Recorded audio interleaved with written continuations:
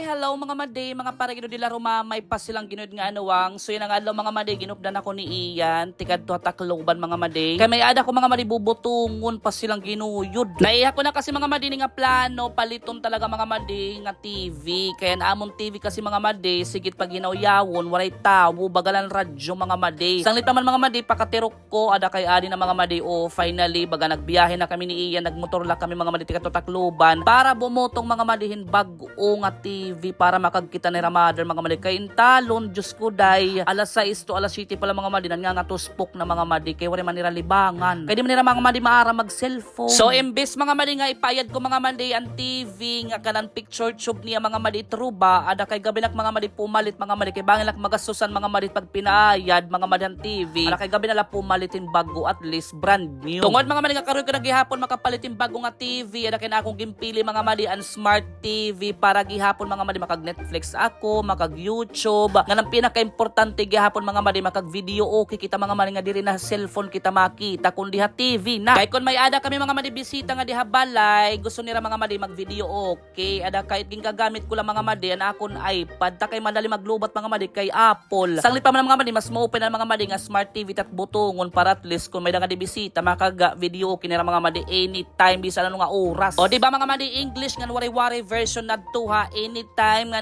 bisan ano nga oras.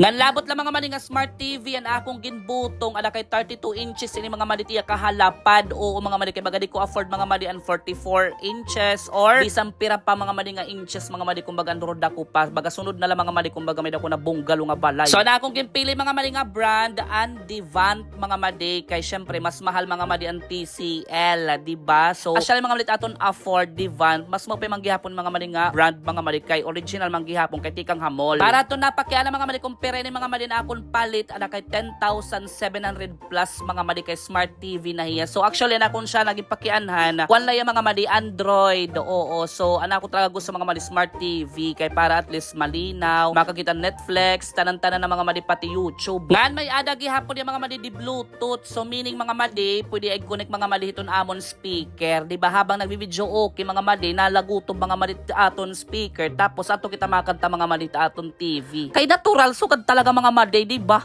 Nga na din na mga madi after i-unbox ni Kuya, syempre mga madi gin-demo ha akon ngang gin-setup niya mga madi para pag uli ko ha balay, ra kay pagtaod na lang mga madi. Gituddonak niya mga madi kung paano i-connect gihapon na wifi, ngan ha Bluetooth mga madi. Ngan pinakamupay gihapon kahit iyaw remote mga madi di Bluetooth gihapon bisan nato kasi ara pwede mong papalaksan mga madi volume itim TV bisan natago ka. Deserve ko ni mga madi magkadang bago nga TV para magamit ni Ramadan o di ba mga madi dila rumamay ba daw pastim